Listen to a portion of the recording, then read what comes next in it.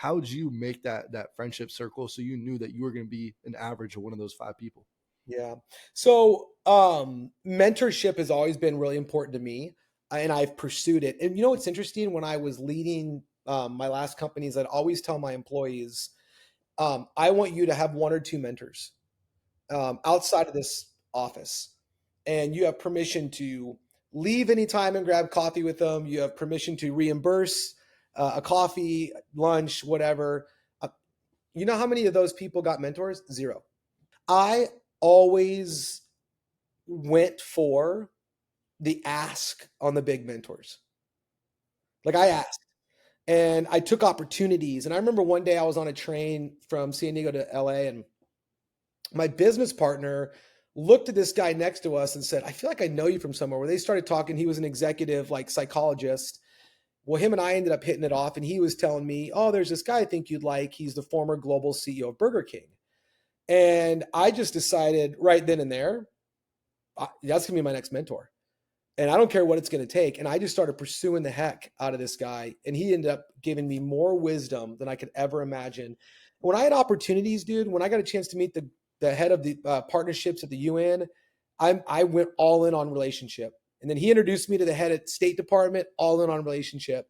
So I think for me, number one, I would just say this, like anything in life, like you're not going to get it if you don't shoot for it. But I don't know why it is. I don't know if people think they don't have time, they're not worthy, they're not going to get an ROI. Um, I don't know which one of those they are. All I would say is this is like the more ask as high up the chain as you can get, who be really good with rejection. Who cares? And here's the truth too. If you ask somebody to invest in you and you're sincere about it and they say no, it's their loss. It's their loss. And it is because if somebody's hungry and wants to get invested in and somebody says no, go to the next. But man, I've always just fought for mentorship and opened huge doors. You I want to touch on this because it's something a lot of my friends and I talk about recently. And you said something about like a rejection from, let's say, a mentor. Sure.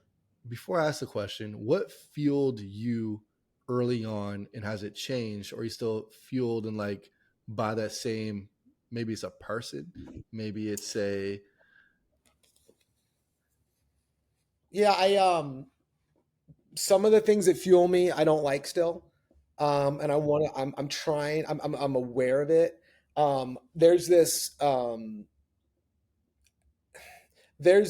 somewhere between insecurity and arrogance, somewhere right in between there, because it's both. I promise everybody listens. I promise you it's both.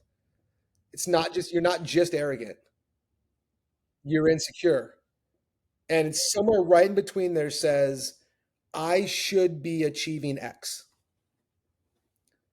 I should be achieving X, whatever that is. It's different for everybody else. And there's two reasons why you believe that. One is because you're confident, arrogant, and you know that you're gifted and talented and you're not an average bear and you can go get this. And the other part is because you're incredibly insecure and not sure if it's true. And these things drive you to go, what drives me is I should be accomplishing X. And I hate that because that's garbage. That just means an identity isn't an achievement and not a purpose. And I hate that because there's this thing in all of us, and I have not outgrown it yet. I'm still working on it and aware of it. And I'm like, Josh, like, you cannot be driven to try to prove again that you can do something. You got to be driven by a purpose. And I'm telling you, Jesse, when you can flip to driven by purpose, like that's what excites me about my five. I'm like, what if I was waking up every day being like, I'm living on purpose to help leaders get healthy, help leaders live vulnerable, healthy, incredible lives? Then guess what? All of a sudden, your success isn't money. It's not notoriety. It's transformation. And if you're leaving the marketplace, and I don't know what a lot of your community is, but if it's real estate, is it real estate? Is it, I mean, I don't know. Is that what A lot most of a people are lot leaving? of it right now is real estate. Some startup founders. Yeah. So if it's like, I'm leaving the corporate to do that, why? It's not just money. Money in your mind is a means to something. It's a means to something. And it might be like, man, I want to be more present. I want more experiences.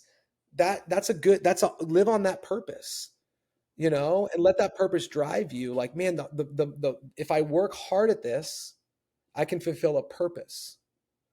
But when your identity is all jacked up and I'm only valuable if I'm wealthy, and I'll do it at any cost, then your health suffers.